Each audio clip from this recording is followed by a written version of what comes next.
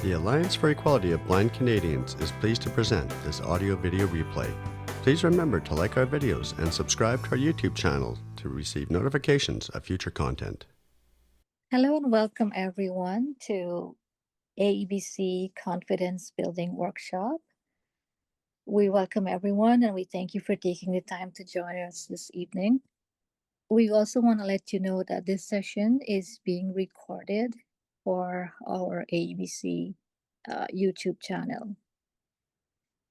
I will now pass over to Stephen Reingold. Well, thank you very much for that introduction. I'd like to first off thank all of you for coming. Audio now unmuted alert. And also wish to thank Mohammed, who I understand is not here today, but I'm sure I look forward to his feedback at a later time. And Caitlin, I wish to thank both of you for inviting me to what will be my second workshop that I will be delivering to this organization. And I thank you for that. I believe it was about a year ago this time I delivered a workshop on dealing with impromptu speaking situations. So today I'm delivering a speech on confidence or confident communications. Just a little bit about myself. I'm Stephen Reingold. I think they probably met most of you during my last workshop. I'm legally blind. I've been legally blind since I was 14 years old. That was almost 50 years ago now, so you can do the math. I'm a retired information systems auditor for the government of Ontario, and I've been a member of Toastmasters organization since 2007. So I've had, I guess, some experience and practice delivering workshops and preparing presentations. It's something that I really enjoy, and again, wish to thank Mohammed and Caitlin for inviting me again. So before we begin, I'd like to know who's here and what you're hoping to achieve. What are your confidence areas that you'd like to perhaps work on today or learn a little bit more about? Can someone perhaps maybe call out 2 or 3 people just by name and have them introduce themselves and what their goals are for today's workshop?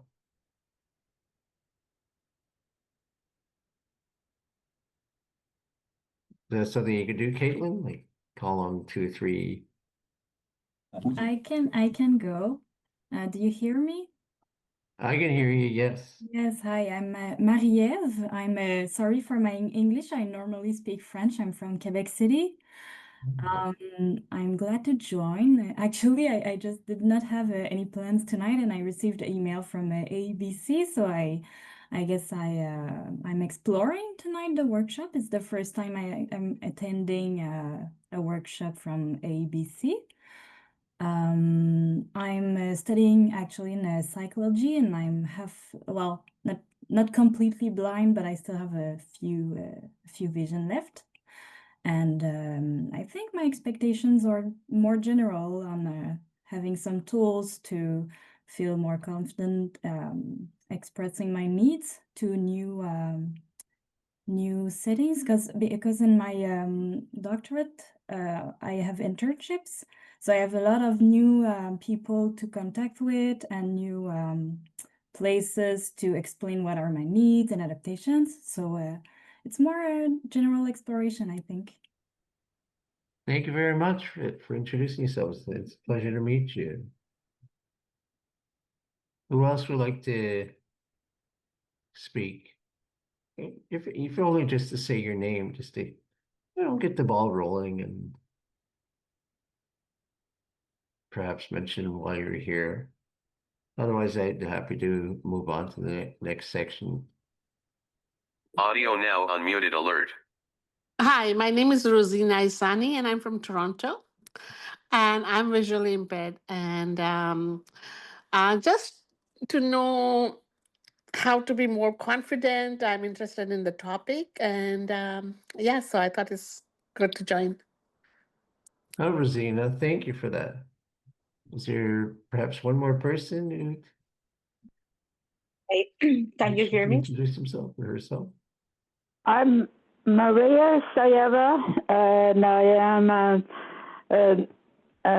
totally blind, and I am pretty much active as being an advocate and speaking for myself on problems, especially with guide dogs situations, and I would like to learn what you have to offer and how to talk to others. Excellent. Thank you very much. Happy to meet you all. Did anyone else wish to introduce themselves? Hello. Hi, my name Hello. is Rafaela. I'm from Montreal. I'm here because I've always been blind, but I've always struggled with the fact that people talk to the people around me and not to me directly. And this has always happened my whole life. And so I've kind of sometimes just let it be, not fought for taking my own space and speaking for myself. So I would like to learn a bit more to be more present, take up more space and speak for myself a bit more. Okay. I'm confident this workshop will help you or help all of you. Is anyone else wish, because I can't see the screen now because I have my PowerPoint up, so it's difficult for me to monitor. May I be the next one? Sorry, who's next? Hi, may I be the next one? Oh, of course. This is Linda. I'm the new member of AEBC, and today I just saw the email says there a seminar. I come here by curious to see what would happen, but actually, yes, confident is for me is a big subject. I always try to be more confident, especially me. You can hear my accent. I'm immigrant for more than 20 years, but still, I'm still working on to improve my oral language or everything. I think it's a good chance to hear and learn more. There's always to be good. Well, thank you for sharing that. Anyone else care to introduce themselves or share what brings them here today? Hi, it's Marcy Yale. I have a comment first of all for whoever is host. Hi, Marcia. Is there anything you wanted to say?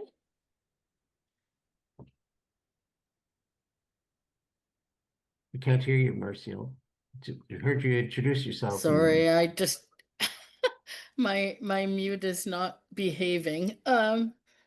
Okay, we should be good.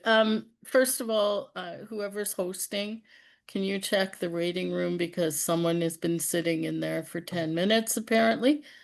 And number two, Stephen, it's high school reunion time because I think we went to Mackenzie together. So that was the reason I showed up, was because I read your name and thought, oh, yes, I have to go to this. But I'm also AEBC's national president, so I figured I should be here too. Nice to see you again. Wow. Really glad you're able to make it. No, we went to the same high school. I think you're about a year or two behind me. Yeah, behind you. Yeah, I was. But we're now together, at least virtually, in the same room. You got I'm really happy you're here. And really happy to hear that you said you're the national president. Yeah, Wasn't I aware of am. that. Wow. Of the AEBC. That's amazing. Great to So see you, Doris. Very nice to hear your voice again. It's great. You as well. Are you still living up? Well, we could talk later. I remember talking quite a we'll while get in ago. You were touch. living up north. Yeah. Does anyone else have their hands up? Is our moderator, or can we just? I can go quickly. This is Chantal Oakes, and I'm AEBC's national treasurer. I was busy lugging groceries upstairs while you were talking, so I thought I'll wait. I've been an advocate for a long time, consider myself to be fairly confident, but you know what? There's always something to learn. I want to know if you have new tricks, new ways, new acceptable ways of doing things, because sometimes, you know, protocols change, things change. So I'm always interested in listening to what's going on today. Thank you. Thank you for that. Hi, I'm Louise Johnson. I'm from British Columbia, Surrey, British Columbia. I've been a longtime advocate, but as I like what Chantel said and Marcy, you know, you always can learn something new, and everybody who said that. You can always learn something new, and I came today because I'm interested in if I can learn something new, just to put in my toolbox. I think that's what we're here for.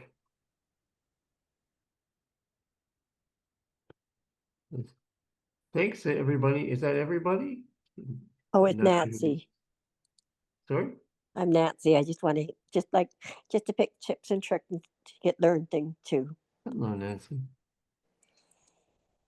I believe you're from BC. I think Yep. from your, I guess, Yes, Nancy from just sort of BC. make Yes. out your excellent. Well, thank you for joining us as well. This is great to know that I'm from Toronto. Well, I'm from Toronto and I'm currently still in Toronto, but great to know that there are members here from all over the country. So welcome, everybody. I guess we could start. So first of all, I want to talk about, so the main focus of this workshop is, and this is based on a conversation I had, I believe it was in July with Caitlin and Mohammed about confident communication. So what do I think is confident communication? For me, it's the ability to say what's on your mind. It's the ability to say what you want, need, desire, and even more importantly, deserve without hesitation, embarrassment, or shame. And it's also I think the ability to say no when no is no. Becoming a confident communicator, I think, goes beyond just learning new skills and techniques and new rules of the game. It requires us to know our rights as communicators. What are we entitled to as communicators? It also, for some of us at least, requires us to build self-esteem, to create that self-esteem that gives us the confidence to say what's on our minds. So basically, the workshop that I've developed follows the three components that I mentioned earlier. Self-esteem. So we're going to touch a bit on the self-esteem, why that's important for confident communications. Rights, how are they important for confident communication, and what do I see as the key rights for this community? And I'm going to share some communication tools and tips that hopefully you can store in that toolbox for when called upon. But first of all, self-esteem. Why is self-esteem important for confident communication? I believe self-esteem influences how we perceive ourselves and our abilities. High self-esteem enables us to express our thoughts and feelings with confidence, assertiveness, and clarity. While low self-esteem, on the other hand, can lead to fear of judgment, avoidance of expressing our feelings and thoughts, and negative communication patterns that can, in the long term, hinder relationships. So what are some strategies that we can adopt that help us build self-esteem, that'll help us become more confident communicators? These are some of the things that I've found help me. So number one is be clear about what you really want, need. There's a typo there, sorry about that. Want, need, or desire, and deserve, of course. Really be clear about it, because the more clear you can be about it, the more confident you can feel about asking for it or demanding it.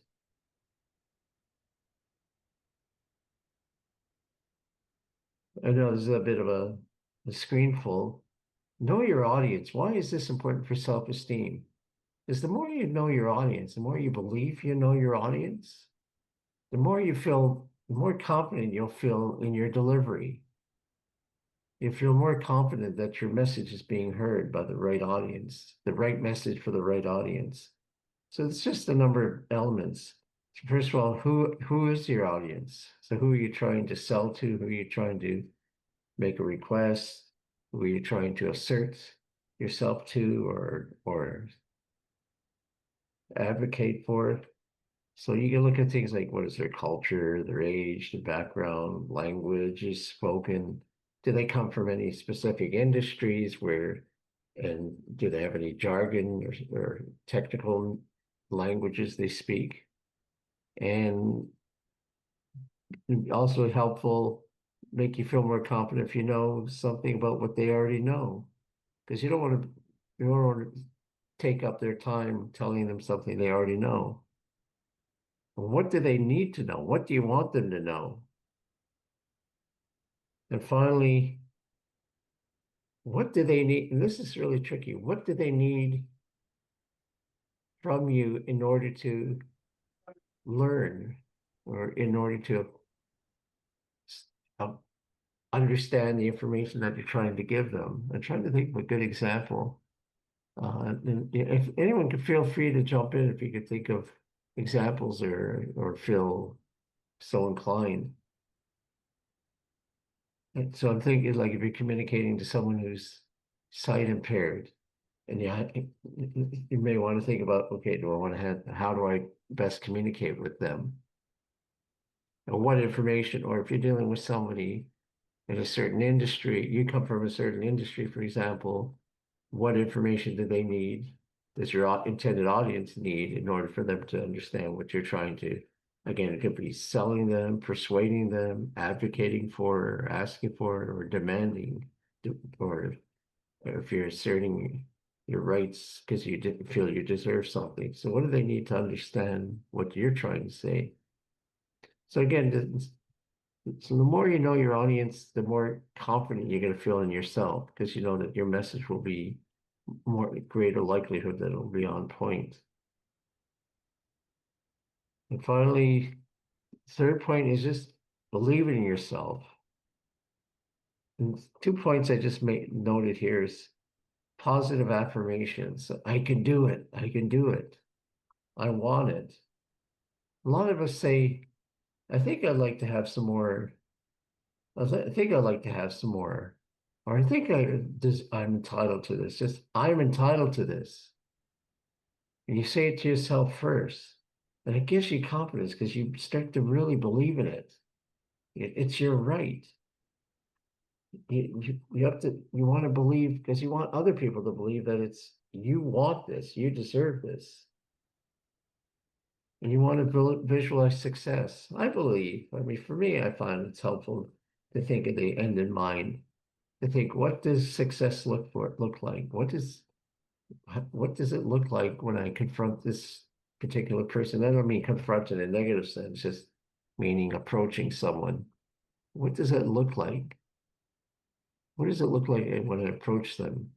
Where are they going to be sitting? What are they going to be doing when I call them or walk in on them or whatever it is? So in summary, I think self-esteem is really one of the key elements that confident communicators, confident leaders want to possess. And so then I want to get into our rights as speakers. So I have another, sorry, I'm just, why is knowing our rights important for confident communications? I think knowing our rights empowers us to stand up for ourselves, make informed decisions, navigate challenges with clarity and control. I would have to say that confidence grows, and this is just based on my own experience, confidence grows when we understand what we're entitled to and how to protect it. Does anyone have any questions at this point? I'm not sure if someone's moderating the chat for any questions or any hands raised. Otherwise, we could just No proceed. questions in the chat. Okay. First of all, we have the right to express ourselves. No matter what anyone says to you, if someone tries to interrupt you, we have the right to express ourselves, our beliefs, our values, whatever it is, any information we have, it's our right. When we're on the podium, it's our right. And that podium could be a virtual podium, so you're standing in front of someone. We have the right to be heard. I'm sorry. And I mentioned this earlier in my introduction. We have the right to say no. If you're going to say no to someone, depending on the person, depending on the sensitivity of the request, you may want to say, I'd like to explain why I'm saying no. Some people may be offended if someone asks you, can you take my dog for a walk this evening? And you say, no. Well, that may come across as rude, but you may want to say, not tonight because I have a workshop to attend tonight or whatever. But again, it depends on the situation. But we have the right to say no when no is no. And don't ever forget that. There's a lot of people feel pressured into doing things that we don't really want to do or don't feel comfortable. And this is also really critical. I think I've heard this echoed during the introductions. I want to thank everybody again for those. The right to be respected. Yes, we have the right to be respected. If we feel that people are listening to us or trying to talk over us, interrupt us, we could say, and again, it depends on the situation, depends on the person on the other side of the table. We can just say, I refuse to listen to you until you listen to me. And again, it depends on the situation, on the person you're dealing with. You can say, I listen to you, now I want you to listen to me. You can also, I don't know if anyone can see me, but you can like turn your backs on them. That shows with your body language that you're not going to listen until they pay attention, until their disrespectful behavior changes. The right to set boundaries. People may bring up difficult topics or topics that maybe you don't wish to discuss. You don't have to engage in conversation. You don't even have to sit there and listen to them. You have the right to say, I don't want to talk about this. Can we move on to another topic? So we have the right to say, no, I don't want to talk about that. Can we move on, please? And finally, I think the fifth right that we all have is the right to make mistakes.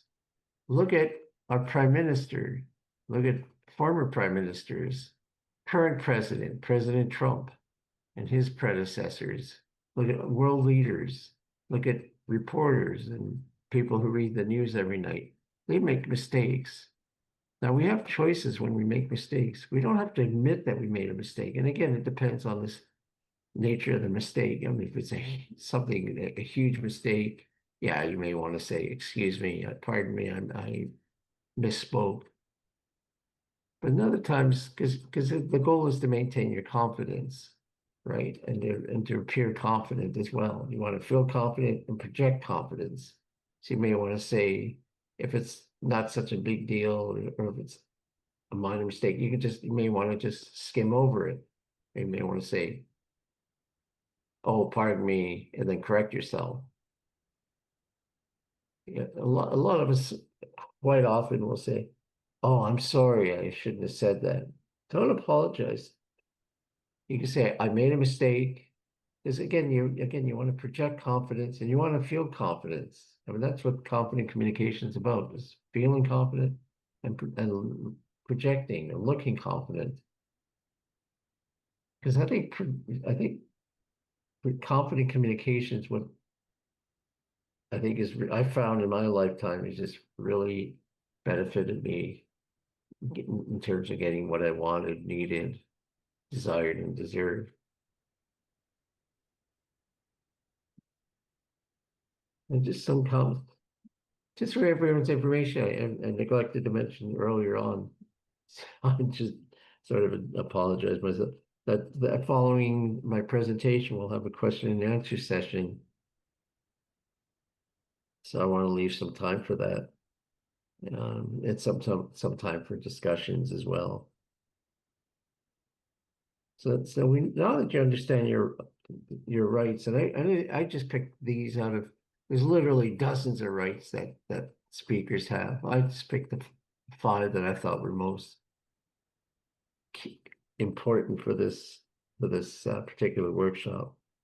When we express our rights, we should do so in a way that respects other person's rights and feelings. So what this does, I believe, it creates a two-way dialogue rather than a confrontational exchange. Which brings me to a topic, dialogue.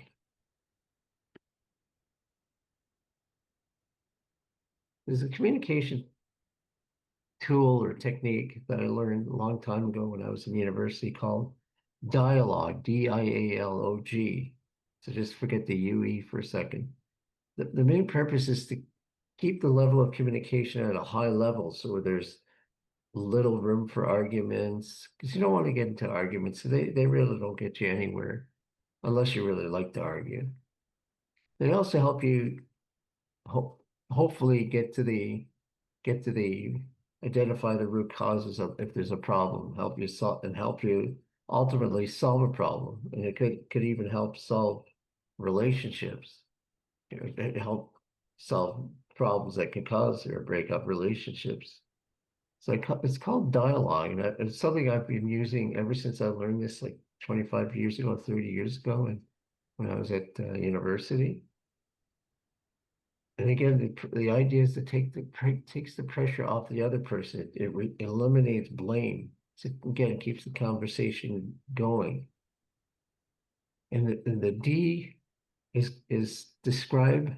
So if you're dealing with someone and you have a situation, a problem, whatever, you describe the problem or situation as it affects you. It says, here's the situation as I see it. So you're not saying, you did this. It says, here's what I saw. Here's how it made me feel. And then the I is I messages. I felt that you said, I thought you said such and such. This made me feel unhappy, or this made me feel confused, rather than you confused me, because that has that, again, it puts people in the defense. As soon as you use the word you, puts people on the defense, and really that's not what you want, because you want to keep, again, the level of conversation up there. You want to keep the conversation going. You don't want to have someone walk away or start yelling or get mad, because you never identify the root causes of the problem, and never work out a solution that's agreeable to all parties. So you describe the situation as I see it. So there's the D is describe the problem or situation, and use I messages. So the impact on well, in this case, the impact on you. Then you ask questions. You turn the tables, say, so you can ask a question like, what is your reaction? You understand why I would feel this way. So you ask questions just to try to encourage discussion, because the main goal is to identify what are the causes of the problem, what's causing the problem or the situation, and how can we find solutions. This is a very powerful tool. Again, remember the initials dialogue, D-I-A-L-O-G. D-I-E. Sorry, I think I missed added a double A by mistake. I'm sorry, apologize. I can correct the slides and resend them to Caitlin. The next one is L, which is listen. So once you ask the questions, stop and listen. You've asked the questions, you stated your feelings, You stated what you thought, or how you saw the problem or the situation. You used iMessage to describe what you felt or how it made you feel, or what the impact is on yourself. You ask your questions. Now stop and listen. Sorry, there's a mistype in that slide. And then you use what's called the O in dialogue is open acknowledgement. So you may say, oh, I didn't realize. So it's again like saying, I knew you were wrong, or I knew you said that. You say, I understand. So it's being more supportive. I understand. Oh, I didn't realize. Or I had no idea why, whatever it is. And then G is just like genuine support. The G in dialogue is really so that's really trying to, again, working on trying to find solutions to the problem or the situation. It's a very powerful tool called just dialogue. So remember dialogue. I'm not sure if anyone could see the slide, but I could provide a copy with the correction. It's describe situation or problem. I is I messages, explain how it impacts yourself. I is asking questions. You can ask a lot of questions. And then listen. Actively listen. And then open acknowledgement is the O, and G is genuine support. Another tool I find useful if you're in any kind of communications situation, something to keep in mind. Is everyone familiar with the show Seinfeld? You could just, it's basically like the more you can match other people's personality or communication styles, the more likely you are to speak their language so they can understand you. So if you watch Kramer's, there's one communication model that describes people like, well, let's start with Elaine, who's more of a controlling personality. So she would be like controller. Then you have Jerry Seinfeld, who's very supportive, and that's called the supportive personality. And you're familiar with George Costanza. He's always thinking, he's always analyzing. So that's the analyzing personality. And then finally, you have the expressive Kramer. And again, I'm not sure if all of you are familiar with the show Seinfeld. And they mirror perfectly the four personality or communication traits that I learned a long time ago. So there's the expressive, analytical, controlling, or controller, I guess, controlling and supportive. So if you can, the faster you can identify another person's preference, the better, and start to speak their language. So if someone's talking in a controlling way, you're more likely to have success communicating with them in a controlling way as well. Now, it's not to say that everybody speaks perfectly controlling all the time or is 100% comfortable in a supportive role or an analytical role. We all step into each of those roles at different times of the day or even within the same interaction. So it's important to be flexible, but at least keep the four characters from Seinfeld in mind. Try to mimic to the extent possible their characteristic trait: the expressive, the controlling, the analytical, and the supportive.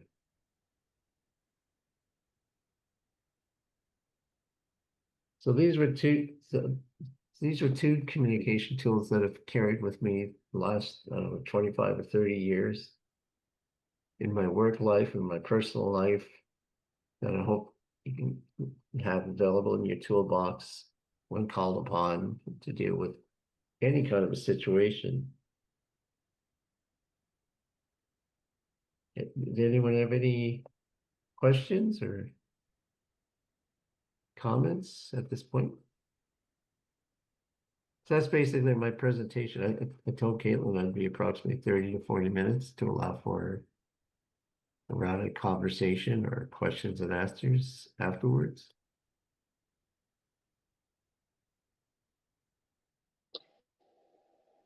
Stephen, it's Chantal. Thanks, Chantal. I was I was just too busy thinking towards the end what the 4 letters could be as an acronym. Think of ACEs, ACES, and you've got the 4 characteristics. I use that kind of method a lot to try and remember. Maybe that's how I passed some of the tests I had in college. I don't know, but it works for me anyway to try and remember different acronyms for and different words for things if they're important. That's really helpful. I hadn't thought of that, but that's a very good way to remember it. ACEs. Thank you.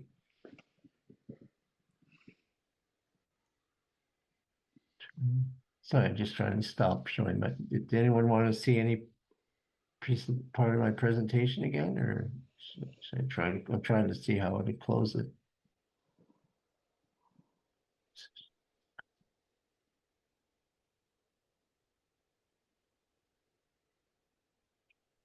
I can stop it for you, Stephen, if you like. Okay, yeah, I don't. I'm hitting the shortcut for share. I think it's Alt S, but it's not. Have I stopped sharing? Or? I'll stop it for you, so it's okay. Well, maybe. There Oh, you go. thank you very much. You're welcome. Babies. Thank you.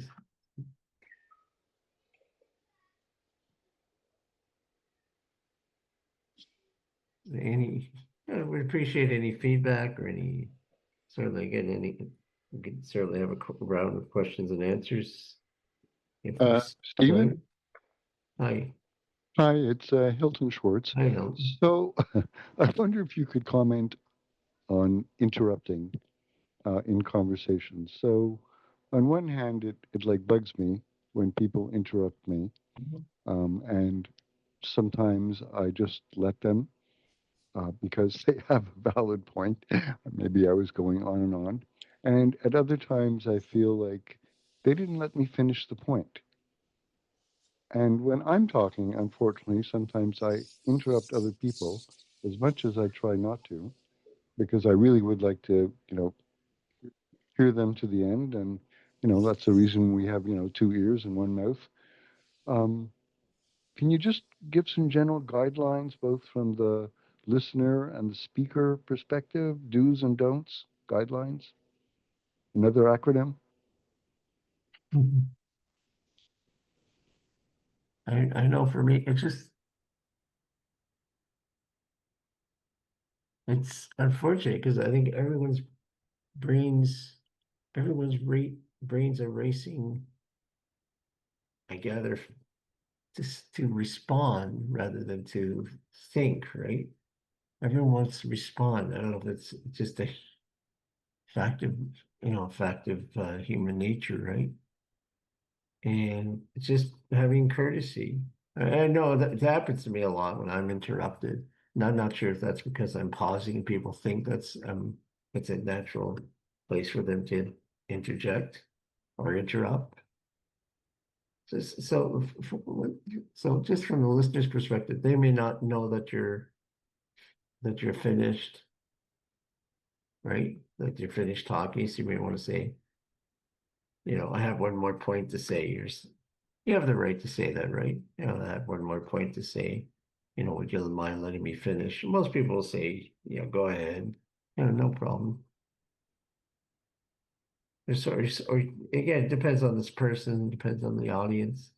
But yeah, I see no reason why you can't just say, I'm sorry, I haven't, can I mind if I just finish getting my last point? I'd like to hear what you have to say. So it shows respect that you value what they have to say or will have to say, but gives you a little bit of extra time to say what you want to say or finish what you're starting to say.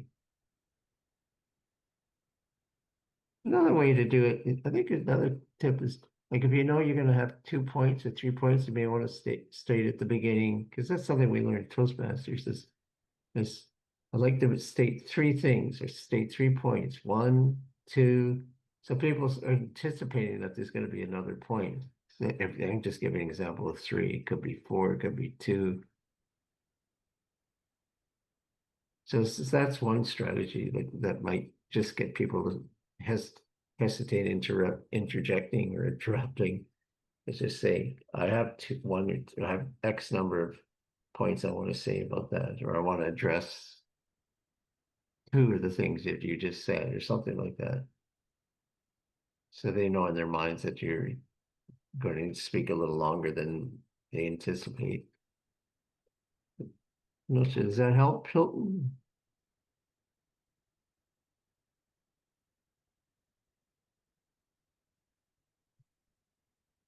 You still there, Hilton? I see your screen, but not hearing. Yes, sorry, I couldn't find the button. Yeah, that helps. If only I knew how many points I was going to talk about before I start, that would be helpful. Certainly in a speech, it's helpful, for sure.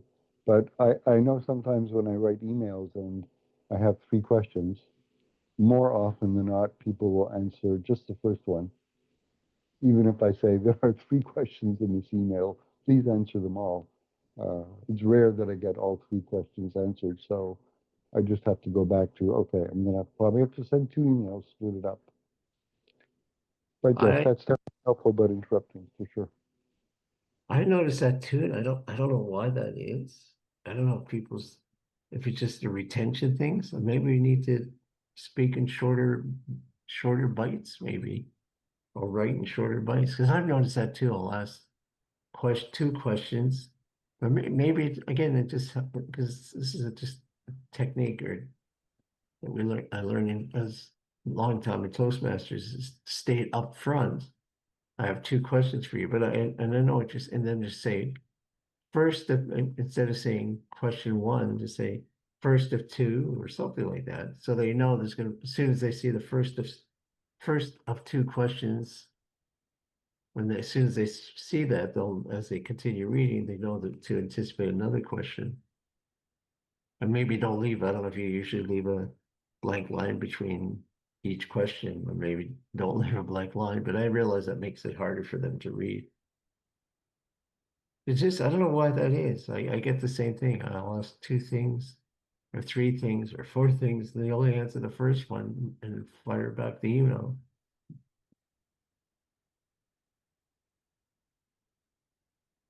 Maybe Okay. better just break up the. Yeah, it's not just me. No, yeah, maybe just, I don't know if it's just better just this. It's just the way the human brain works, just able to handle small bits of information. Because I know, like, they often recommend when you do a Toastmaster speech, or a speech. It could be Toastmasters, doesn't have to be Toastmasters. I know there's like a rule of thumb, the number 3. Like, rarely do you want to talk about more than 3 items, because they say most people's minds won't be able to retain beyond 2 or 3 items. So once you go beyond 3, people, even if they try to memorize, like if I give you 5 items, you'll remember the first 2, maybe the last one, but you won't remember the middle ones. It's just something you could try.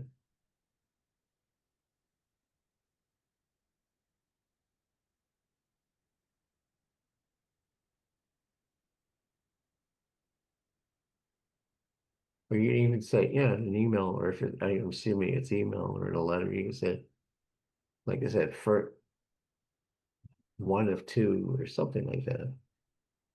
First question. Just try it. What do you feel about humor in an email, even if you know the person well or you don't know them well? I'm sorry, I couldn't hear the beginning of your question. The siren's going by. Sorry. How do you feel about humor in an email, even if you do or do not know the other person well? Yeah, it's just based on taste. Like I don't mind humor, but again, it depends on the audience, right? Or the relationship you have with them. Probably, I would say for the first time, if you don't know them, probably better to err not on the side of not using humor. Have you had experience with this, Hilton? Yes, I really feel like you said I have to know my audience, so I have to know the person that I'm communicating with to first of all to understand them and what kind of humor works with them or what kind of humor doesn't work with them for sure. And I have to allow a little bit of room in case, it goes flat or misunderstood. So that happens sometimes also. So it's a risk I take. Try to be more effective by having a little bit more humor, but taking a risk that, maybe it won't be well understood. So it's kind of a balancing act. And sometimes, Absolutely. as the conversation goes, and maybe you have five or ten, back and forth emails, and starting to develop a relationship and know the person through the email, then maybe, although I've often been accused of having too many long, unending threads, maybe by the time you get to the sixth or seventh, you can, inject a little humor, maybe a little compassion. Yeah, absolutely. Yeah. Good points.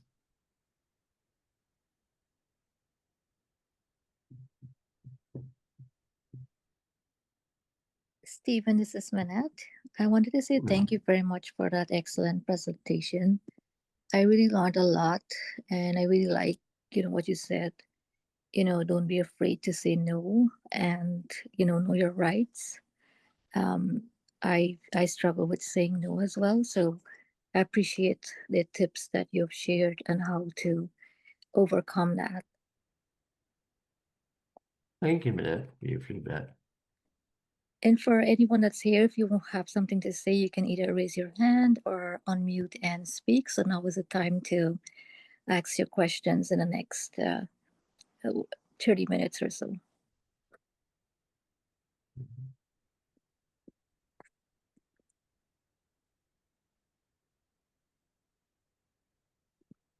Hello. Yes, we can hear you. Oh, hi there. Yes, I just wanted to let you know that I thought Seinfeld was a great analogy. I mean, that'd be you could find all those personalities in two people, or in one person for that matter. What a great relationship that would be, right? Yeah, they all kind of bounced on each other's strengths, right? So I thought it was great.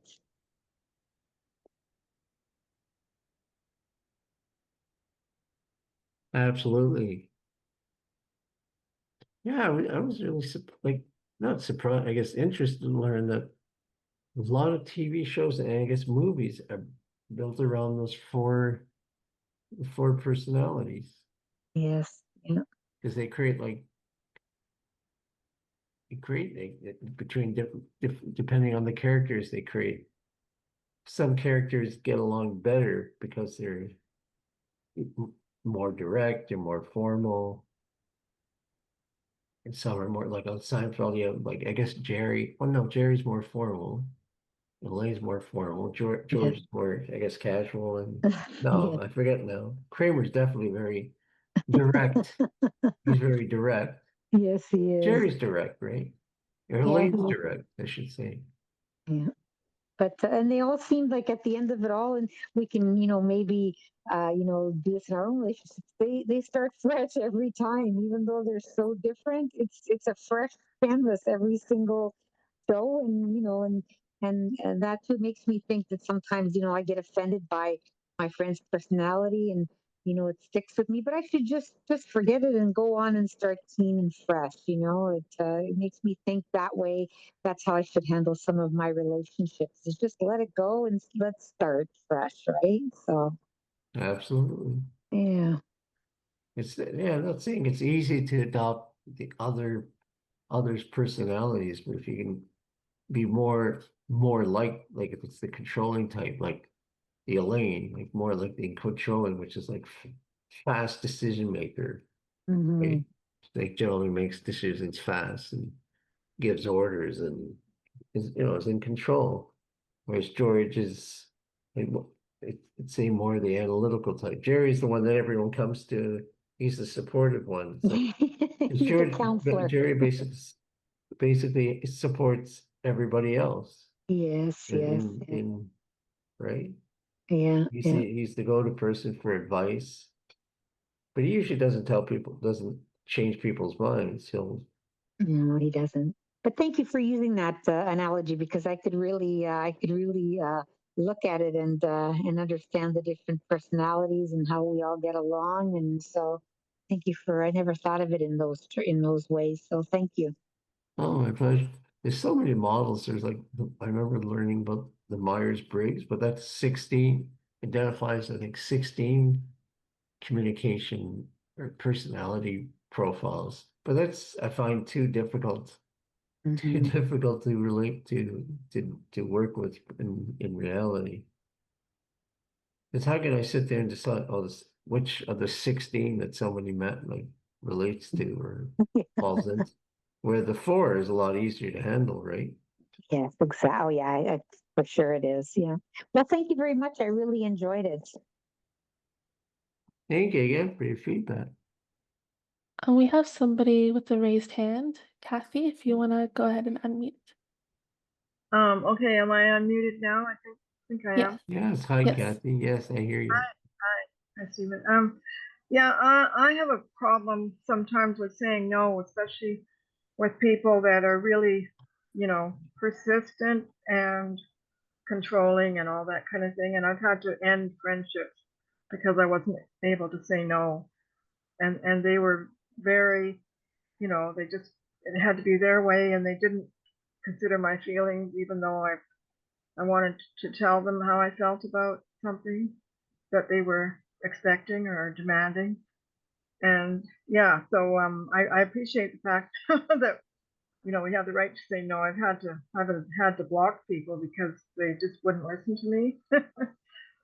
And another thing too about guide dog refusals. That's another problem I've faced, and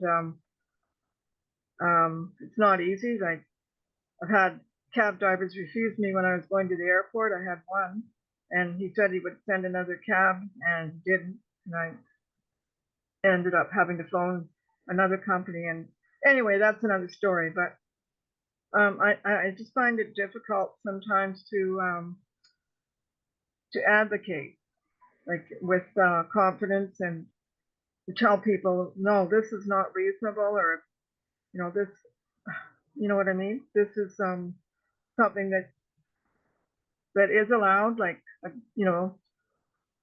But anyway, that that's something yeah. You bring up a good, excellent, very good question, Kathy. I'm not sure if there are any other dog. I'm a white cane user, but are there other white dog users that can weigh in with what their experience is or how they handle asserting their rights? My former partner has a seeing eye dog. When we were together, she had a dog, and yeah, we saw that like with restaurants and taxis, people, they would just drive by, or restaurants say, "Yeah, you can come in, but not with the dog." It's like, well, and you're trying to be respectful because it's a place of business, right? Like you don't want to start yelling. No. It's really, I don't know what the answer is. Well, You want to assert your rights. I set up an account, not an account, but I called the same cab company all the time, and they actually put it on my file that I sometimes would travel with the dog. And so when I called, they would say, "Oh, do you have the dog with you?" And so before they send a taxi to me, they would know if I had the dog or not. So, but I made sure they had that on my file. And I always spoke to somebody. I always like to speak to somebody to make those arrangements. Yeah, I always do that now. I made the mistake of using the automated system that the company used, and I thought it would be automatic that they would know I had a dog, and it is on my file. But anyway, that time it didn't get they didn't, because I used the automated system. But I always do now. I always talk to somebody because I know that it's better to tell them that you have a dog. And because what they do with that information behind the scenes, I don't want to know about it. If they have to call around, but maybe some drivers don't. But I find I've never had problems again, and a lot of times they will ask me if I'm bringing the dog with me, right? And I say no, I don't have it today. So they're very good. But yeah, I hope you don't get too many of those. But Yeah, that's true. Yeah. Good Yeah, luck. that's a way to get around it most of the time, for sure. It's tricky when some people are so stubborn, and when we assert our rights. Yeah. What are we supposed to do if they just refuse? I think we had another person with their hand up. Nina was next. Alert, audio now unmuted. Hi, nice to meet everybody. I'm really nervous. I have been one of these on and off members because I kept forgetting what the e-transfer address is to, pay my membership. So I kind of thought I was a little nervous to come. But today I'm really enjoying your presentation. And then I wanted to chime in a little bit, if you will, if you'll forgive me, because I have a retired guide dog now. And what worked for me is my taxi company of choice. They have, I'm in Toronto, and they have a thing where you can put it on your file and say, look, your pet friendly cab needed or something like that. So what they often do when I'm calling is they'll be like, hey, do you need your a pet friendly cab? Or right away, I'll just say, may I please have a pet friendly cab to whatever address I'm at, if I have the doggy with me. Because and I've decided also one thing that really helps, this has only been less than a month that my guide dog is retired.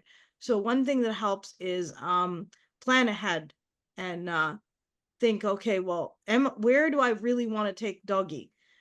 Because people will, it'll be either one of two things. It'll either be feast or famine.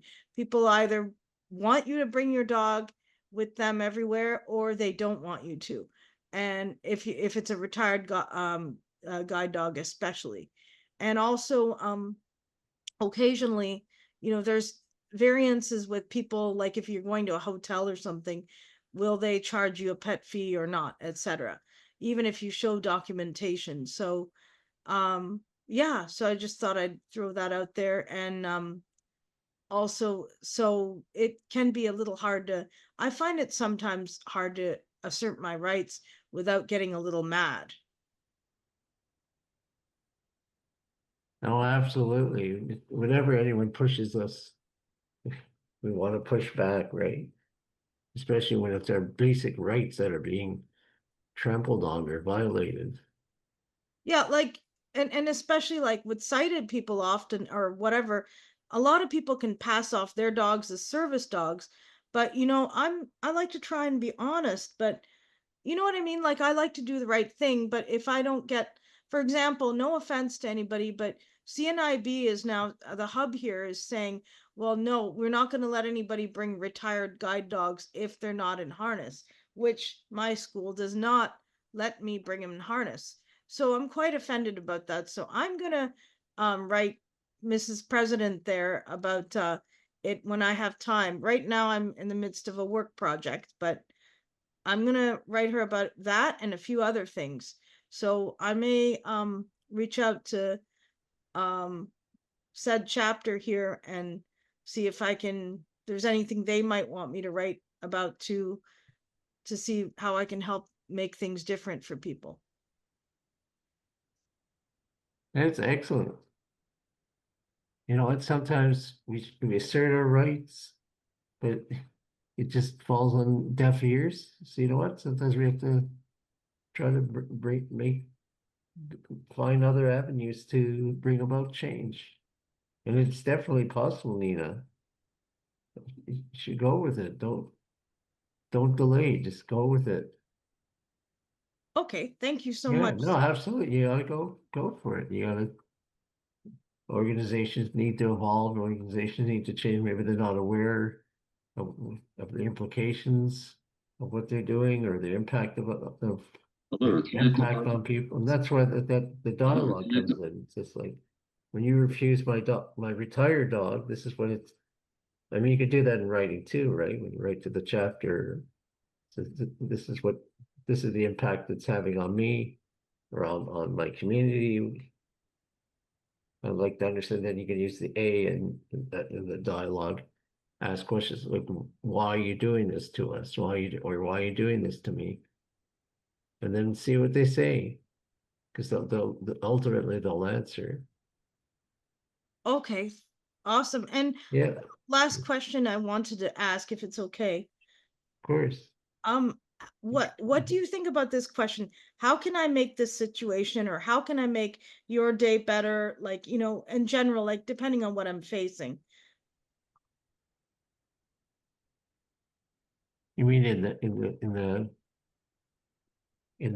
that when the situation's occurring, or is that what you Yeah. mean? Yeah, or just Or in just general life, because you know, in workplaces, like I'll call the housing provider here and their call center, and once I was so happy, some clerk said, "How can I make your day better?" And I was so touched by that. wow. And I want to adopt that, but I don't want to have to just adopt that when I'm like in, you know, professional situations. I want to maybe ask my friends, you know, how can I make your day better? But I don't want them to get offended and go, well, you're weird. You're, you know, you're being too ritzy, etc., etc. I like that though. How can I make your day better? Wouldn't everyone want their day made better? I hope so. Yeah, just asking it, even if there's nothing you can do to make my day better, just showing that you're interested in making it better makes it better, maybe. Okay. Well, wow, thank you so much. Remember when you write the letter, use, like I said, try to use the DIAL, like describe the situation, and then use iMessages again and that's my recommendation, right? Use iMessage. This is how it's affecting me. You know, your policies are having this impact on me, or I feel when you don't allow my dog, I feel this, or I feel left out, whatever it is, discriminated upon or something. Okay. And then go to the A, you know, ask questions. I want to know A, B, C, and expect a response. You have a right to have your questions answered. You say, I demand a response. Right? You don't have to be forceful, but say, I'd like to know, like, please respond, or something like that. Okay. Yeah. Awesome. I appreciate your time. Thank you so much for the evening. Nina, you're always welcome. So thank you for coming. But I think, as Stephen said, I think this dialogue model is an excellent way for you to frame your letter. Or just frame it again, any, like, you know, not confrontation, issues or a problem. Yeah. And I know you need to shorten it up. I know you need to, like, shrink it up when you're dealing with like a taxi driver, right? Like, you can make the driver know, it's like, or put it in their shoes. How would you feel if I was a driver and I wouldn't let you in for whatever reason because of your religion? How would that make you feel? You could just turn the tables, right? I mean, that's the example. How would you just turn the tables around? How would you feel? Just ask the question, just put it up there. Because that's telling them very succinctly what impact. That's again using the iMessages, right? Like, how is it making you feel? What's this? Here's the situation as you see it, the I, and then you describe it with the D, and then just ask the question, how would you feel? That's just a quick way of. It may or may not get you anywhere, but at least it'll get them to maybe think about it. And you could ask, like, use the same model for, like, dealing with companies or corporations or people or cities or something. Mm-hmm. You understand how how would you feel? I mean, that's just turning the tables around. How would you feel if I didn't let you on my bus? You came to my town or my country, my home, whatever it was, and you weren't allowed to use the buses. I mean, you could just say that, or you had a dog or you had a pet, and you were not allowed to. You were told you can't come in. You know, would you not feel, so it's just turning it around a little bit, right? Instead of using, so you're sort of using you messages. How would you make you feel? Would you feel, and then you may strike a chord and someone say, yeah, I would feel bad. I wouldn't like that. So to turn this situation from, more confrontational tone to at least a little bit more understanding. I believe we have another person with their hand I raised. think I could see some hands. Rahima. Sorry, I'm not sure how to pronounce. Oh, it's completely okay. Yes, my name is Rahima, and I just kind of wanted to contribute to this conversation. Absolutely. In response to individuals who have guard dogs. I mean, sorry. Is it not guard dogs? Is it guide dogs? Guide dogs? Yeah, guide dogs. So, in respect to that, I find it really hard to I find it really hard to believe that there's actually people out there who are not welcoming to different abled individuals. I think considering that Toronto is very diverse, there's lots of different people, and considering that most businesses are supposed to accept guide dogs. I was on the City of Toronto website and I noticed that if you refuse an individual who has a service dog, there's penalties for that, and that could be like a fine or that kind of stuff, or they can get like a ticket. So it's kind of like in a way they're kind of almost, I mean, I'm sure they don't want to get like a fine or a ticket, considering that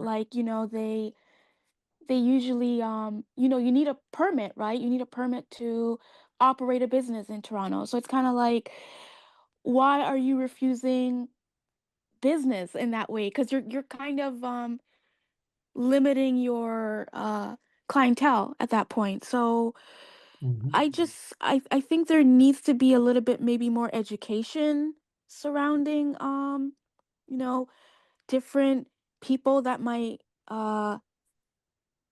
go into an establishment or go into a business, specifically with business owners and you know uh communities, different communities. I think there needs to be more, education surrounding different types of people, and um, that way, they're best serving everybody. Like instead of just refusing. And I also think that as a person who, you know, if a person is going in there, um, or if an individual is going in there and they have a service dog, that it's important to really advocate your rights in a very calm and um, friendly, as well as like not, as you mentioned earlier, in a non-confrontational manner. So that way nobody's getting heated or upset and angry, and um, that way everybody can kind of win. The business owners can get their clientele, and the individual who's going in there can also get the service that they're going there for. So yeah, that's what I think. Very some excellent points, Rahima. Thanks Can I chime in over here? I'm a guide dog user, and I am. Okay, am I allowed to talk or no? Of course. Everyone's Okay. allowed to talk. My name is Maria, and I'm from BC. I am one of those people that has used a guide dog for 32 years and loving to have the dog as my side. I have encountered many different problems. I have advocated every way I can.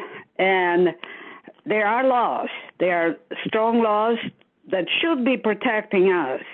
That is, the people reinforcing laws that are not on our side.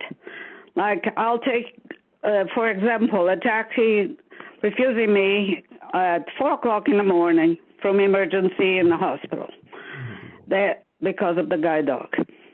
And I had to go around to get another taxi at 4 o'clock in the morning, and I have done everything to the point of now, because in British Columbia we have a ticket that the police is able to give anybody that refuses us entry. And it's only a $300, it's $289. And the police is not reinforcing that. So the only avenue that we have is to go to human rights provincially. Or in my case, because I went all the way to the top and with the RCMP, I am now waiting for the federal court to make a decision, which could come next year or maybe longer than the next year.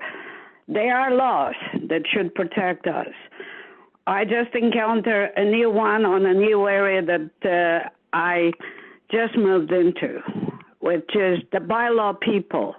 I was refused to entering into a store. I went to the bylaw people and I said, educate these people, because they were not allowing me to get into a store. And what did they do? The girl actually phoned the store, and instead of giving the direct message and the right law, she taught the people the wrong law, the old law that has been now somewhere put in retirement, because there was another law 7 years ago that got modified and fixed to stop these kind of abuses happening to us. So I love a guide dog, and I will fight till the end of this earth to make these laws right. But there is people that should be helping us, and education doesn't help. I have seen so much education. I've seen people coming and talking in the city and all different things. It's still not working. It's the enforcement of the laws that are in place that are not protecting us. And that's my 2 cents of advice on this one. Really appreciate your thoughts on this, and wish you good luck with your case. I guess it's a challenge at the High Court. I really wish you luck, and you bring up some good points. Anyone want to add anything? Any dog owners or former dog handlers? My name is Louise. I'm a longtime guide dog handler. I haven't got as many years using them, but I am waiting for my 6th. And you know, the fights you can have with from businesses, from cabs to any situation, it is worth it, because I find having a guide dog is so worth it that I'll fight and stand up for myself. And I've gone from my first guide dog right through my last one, to the point where there's times that, you know, it's why haven't they learned? My first one started back in '93. Why haven't they learned? That was my first refusal. Why haven't society learned? That's what bothers me. Why, and what can we do not to let this keep happening to everybody? And that's the big thing I want to change. If I had a way to change that, that would be the biggest thing I want to change. Because we shouldn't have to stand up and fight every time we want to go to our front door with our dogs. You know, stores, cabs, medical places, whatever it is, wherever it is. I don't want to see us have to fight anymore. We should have the same independence as a person in a wheelchair. So your wheelchair's not allowed into a place because you're in a wheelchair. Your walker's not allowed into a place because it's with you. A support cane's not allowed with you because you will use a support cane. A guide dog is the same thing. It's a support to us as a disabled person, Yes. a person with a disability. And that's where I get fed up. You know, so I'm just saying is, yes, it's a fight. It's going to be a fight the rest of this world. And I don't know what we can do to change it. It's unfortunate. It's always going to be an uphill climb getting our rights, but we need people like you, like all of you, to speak confidently for your rights. To say, I have a right. By you taking my right away, this is the impact it has on me. So remember the dialogue. To describe the situation by discriminating against me or by not allowing me to use your right. It affects me as a human being because I have rights just like everyone else to use a taxi, to use a bus, or use your service. And you say, why are you doing this? Just say, why are you doing this? Because I think that would just make people feel embarrassed. Why are you doing that? Like, why? Why do you discriminate? So you make them feel a little, you put them in a position where they either feel bad or maybe they'll feel a little, maybe feel embarrassed. And quite frankly, I don't know why people go into business and they don't know the laws. Like, how can you have a business and not know the law? Or how can you live somewhere and not know the laws? I totally agree. I don't understand. Like, from one end of the country to the next, it's people should know the laws. But that's why it's up to us as advocates, as confident communicators, to maybe educate people. We can't change the world, but we can change the world one person at a time or one business at a time. We could just say, hey, are you aware that are you aware that you just violated my rights? Are you aware that you just broke a law? Because in some cases, I know in Ontario we have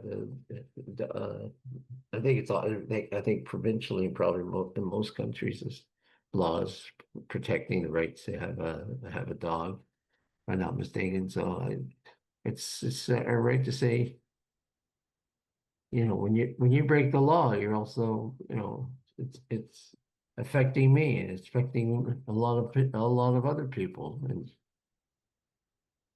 Audio now unmuted alert.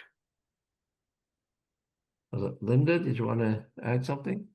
Oh, yes, I appreciate you guys show me so many experience because I just quit the job because the reason and being announced as legally blindness. I was thinking about a guide dog. Yes, what I'm thinking, one thing is like if somebody refused the people with guide dog to get on the taxi, yeah, we could say let embarrass them and say why don't you let me in or something. But the other thing is if a public place, yes, it's very powerful, but personal like in early morning 3 o'clock, I'm thinking about the safety issue. Maybe just the record and the report to the police is better. It's just what I'm thinking. Maybe I'm a little bit chicken about the situation. And the others, because when I was in the office, we have the staff training. I remember there's one line I pay because I'm low vision at that moment. I pay attention. They said, you couldn't refuse the guide dog. Yes, of course, it's the human rights. You should treat like normal person. Let the blindest people bring the service dog into the office space, and nobody should refuse that situation. I think if a certain size office they have the kinds of training, they must have that. But I don't know the taxi or something. Like if you never see the people being refused to bring a guide dog in the TTC or in a GO train station or something because they for their I believe they've been training. There is a I training. hope so. Yeah, that's to say what they could do, what they shouldn't do. It's the management, I think, from their like taxi office or something. Yeah, no, I agree. I don't know if it's government's fault or who's. I don't know if it's anyone's fault. It's just it's it's just something that we're up against for whatever reason, and we need to deal with it. I think people needs to be well educated, this part. Oh, Because, absolutely. yeah, this is what I'm thinking. But I appreciate you guys bring up this topic because I can preview and then get some acknowledgement for that because I just plan to have a guide dog, but I didn't think about all these details yet. Well, yeah, in reality, it shouldn't. If you feel you need a guide dog, then you should get a guide dog. Yeah, but Hopefully, I you never won't think about the details in the daily life. What kind of thing is a good topic for me to preview and get some experience with a guide dog. I might facing some how should I deal with that? That's a good subject topic. Yeah, I again, appreciate. using. Yeah, I would just still say sticking with the like elements of the DIALOG is just ask the question, what are you aware that you can modify it, right? You don't have to go and order the DIALOG, but just are you aware that you're breaking the law? Are you aware that you're violating you're aware you're violating the human rights code of this province? Are you aware of that? And just ask them like, why are you doing that? They may say, I mean, they could say, well, I didn't know about the law. And then you could say, would you Even like they me to said tell you something or give you a contact number or something? if for me, if I were in that situation, even they later say, okay, then you can come on, I would say no, because I'm a little bit just the midnight get on the taxi, which the taxi driver actually doesn't want to take me. But it is kind of, I don't know. I know it's I know these are all kinds of frustrations that we have to deal with, and it's ignorance. It's unfortunate. It's just ignorance, and even when they know the law, they like people still break the law. Like I don't know what it's like in your cities, like in Toronto, like stop signs don't mean stop anymore.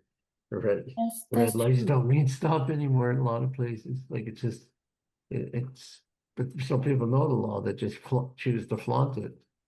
Some people need to be asked, why are you doing that? Like why if you know it's your right, then you can say you just why there's got to be like one question or one statement that gets people to notice, right? Or at least stop and think about what they do.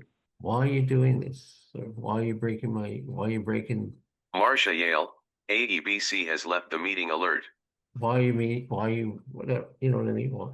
Why are you violating my rights?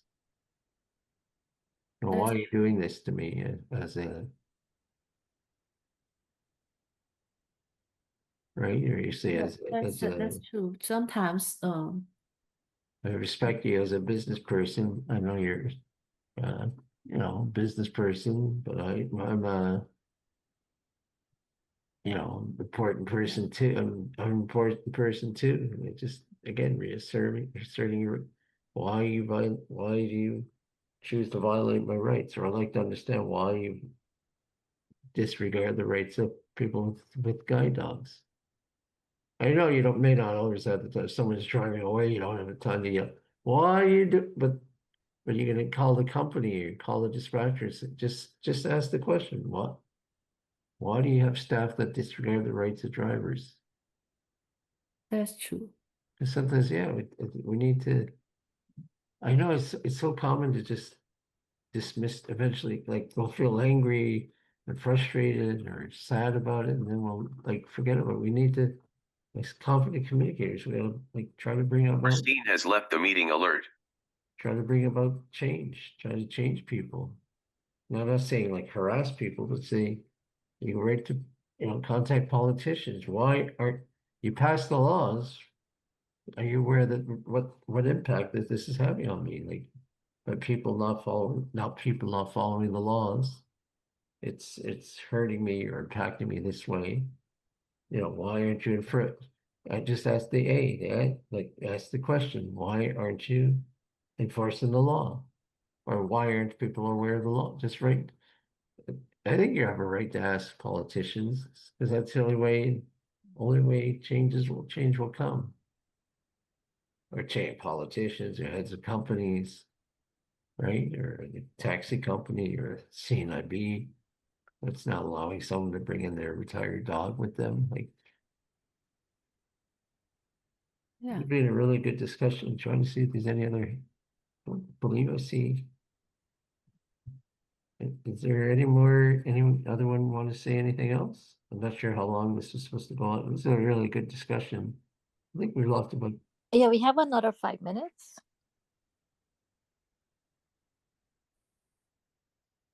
Did you have any closing thoughts, Minette? I want to say thank you again for, excellent presentation and responding to the questions. And I want to thank everyone who participated by contributing with questions or comments. We really appreciate that. And you enjoy this, then we'll have more of this.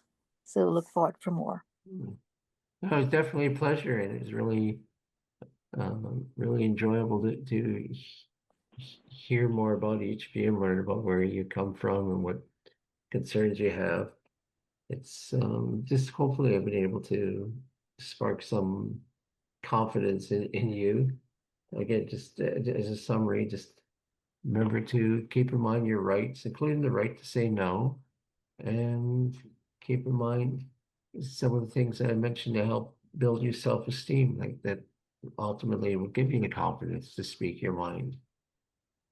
And yeah, you may not be able to deal with that taxi driver in the spot and spur of the moment when they're driving away, but you can contact the company, you can contact the city or whatever it is, and use elements of the DIALOG to describe the situation, how it impacts you, and then ask the questions, and then wait for the answers, listen for their answers.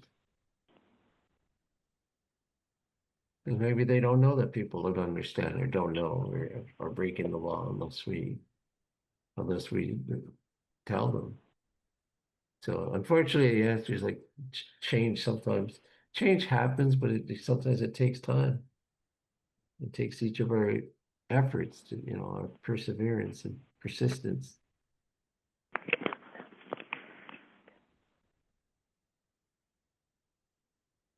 Yeah, thank you very much, Stephen, for that wrap up. And we thank you once again for coming and also for contributing. And we'll see you at the next workshop. Sounds good. Thanks very much again for having me, everyone. Thank you, Stephen. Thank you for checking out our content. To learn more about the Alliance for Equality of Blind Canadians, please visit www.blindcanadians.ca. And if you haven't already, please like and subscribe.